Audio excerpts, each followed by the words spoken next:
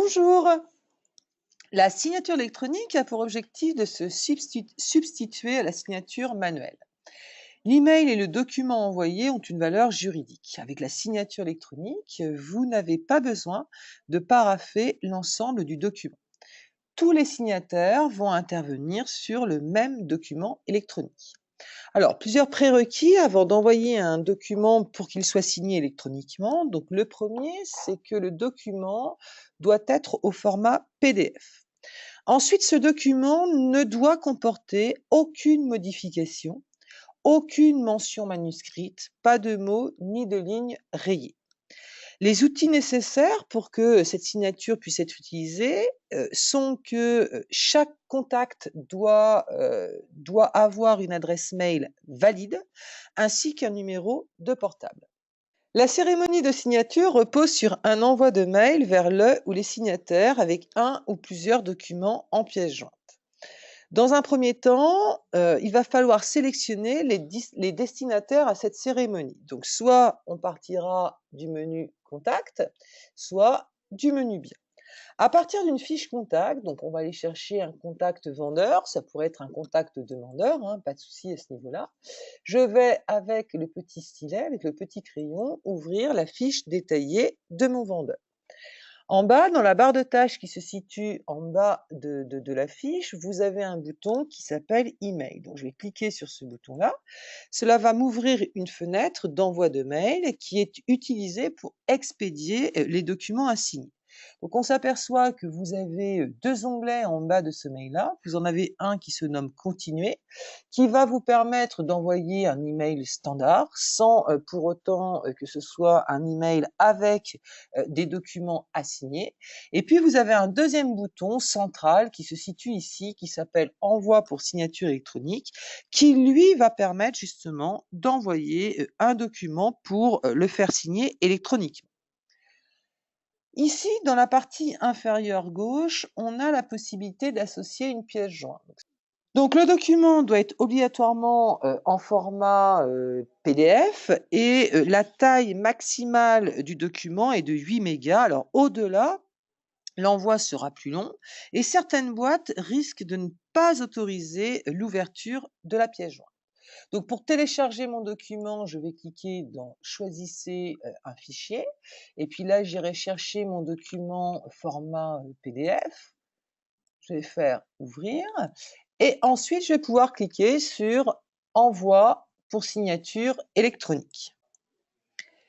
La fenêtre qui s'ouvre se divise en deux parties. Donc, on a une première partie où on va retrouver un texte de mail standard, donc que vous pouvez modifier. Attention, vous ne devez pas supprimer le lien qui se trouve juste là, donc qui se nomme ici. Donc, le reste, pas de souci, mais je ne supprime pas ou je ne modifie pas ce lien ici. Dans la partie inférieure de la fenêtre, on retrouve toutes les options pour choisir comment sera organisée la série. Alors, première ligne, signataire présent. Donc, de la même manière, au survol, sur le petit point, là, information, vous avez la définition de qu'est-ce qu'un signataire présent. Donc, lorsque j'utilise le dérouleur, on va retrouver le ou les signataires. Donc, pourquoi les signataires? Puisque sur une même fiche de bien, comme sur une même fiche de contact, on peut, dans le cas d'un bien, rattacher plusieurs vendeurs sur la même fiche. Et dans le cas d'un contact, de la même manière, on peut associer plusieurs contacts sur une seule fiche. Alors, à quoi me sert cette option? Elle va me permettre de cocher si le signataire est présent dans l'agence pour signer. Donc ça veut dire que ce signataire-là ne recevra pas de mail. Par contre, il recevra quand même un code secret sur son mobile. D'où l'importance que chaque contact doit posséder un numéro de portable. L'interface de signature, dans le cas où vous choisissez un ou plusieurs signataires présents, l'interface de signature s'ouvrira sur l'ordinateur du négociateur. Si jamais je n'ai pas de signataire présent, je n'ai pas lieu en fait de sélectionner une personne. Les signataires qui ne sont pas présents recevront quant à eux un mail et un code secret sur leur portable. Le format de signature, donc par défaut, nous sommes sur un format automatique. C'est un filigrane qui viendra s'intégrer automatiquement dans le document. Vous pouvez choisir donc un format de signature graphique, ce qui obligera les signataires à signer avec l'aide de leur souris ou bien d'un stylet si jamais ils se trouvent sur une tablette. Le contre-signataire qui se trouve juste ici, donc cette option permet de choisir une personne de l'agence, attention, détentrice des droits de délégation, pour contresigner le document. Donc les documents qui sont à contresigner sont envoyés sur l'adresse du négociateur, seulement si son adresse mail est valide. Dans le cas où l'adresse mail ne l'est pas, le document sera envoyé sur l'adresse de l'agence. Pour choisir un contre-signataire, il faut que à gauche du dérouleur, je vienne ici sélectionner le fait qu'il y aura un contre-signataire sur ce document-là. Et ensuite, avec le dérouleur, je viendrai sélectionner un négociateur. Tant que le contre-signataire n'a pas signé, la cérémonie n'est pas terminée. Alors, l'icône crayon qui est ici va vous permettre de choisir l'emplacement de votre signature. Donc, par défaut, les emplacements se situent sur la première page. Si jamais vous voulez définir une zone située ailleurs que sur la première page, vous devez donc venir cliquer ici dans l'icône crayon. L'interface qui s'ouvre va vous permettre de positionner les blocs de signature donc, que vous voyez apparaître. Alors pourquoi j'ai deux blocs? Puisque j'ai un signataire et un contre-signataire. Il y aura donc un rectangle pour chaque signataire et contre-signataire.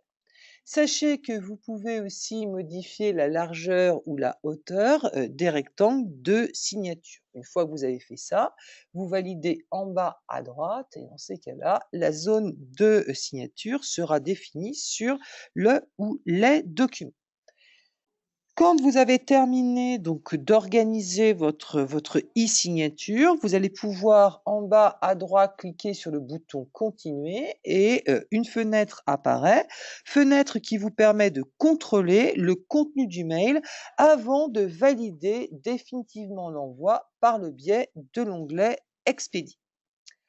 Alors, au niveau de l'envoi, ça se passe comment dans la boîte mail du signataire? Donc, il va recevoir un mail qui se nomme CG Pay No Reply, qui se trouve juste ici. Lorsqu'il clique donc dans le mail envoi de documents à signer, on va retrouver le mail standard et le lien, vous voyez le lien ici, qui permet d'accéder à l'ouverture. Donc, qui permet d'accéder à une fenêtre dans laquelle vous viendrez saisir le code secret qui a été envoyé sur votre portable.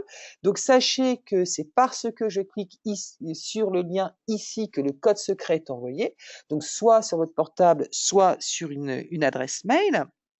Et c'est ce code secret-là qui va permettre l'ouverture, donc l'accès aux documents que vous pourrez lire et signer. Si jamais le signataire prend un peu de temps pour récupérer ce mail-là, à 3 reprises, il y aura une relance tous les 48 heures. Donc, première relance 48 heures après l'envoi du premier mail. Donc, pendant 6 jours, il y a une relance tous les 2 jours, comme quoi il y a une signature qui est en cours. Alors, au niveau du négociateur, comment ça se passe? Où est-ce qu'on stocke en fait tous ces signatures-là? On va les stocker dans le menu Bien, signature électronique. Et donc, dans ce menu-là, dans la partie signature électronique, on va donc archiver tous les documents que vous avez envoyés pour que ces documents-là soient signés électroniquement. Et puis, dans ce menu-là, ça vous permet aussi de suivre les cérémonies qui sont en cours, de visualiser les différents participants, de savoir si les signataires ont signé ou si vous êtes toujours en attente de signature. Vous pourrez récupérer les documents signés et bien évidemment, vous pourrez les télécharger. Sachez aussi qu'un document qui a été signé peut être récupéré dans ImoCloud, rubrique documents signés.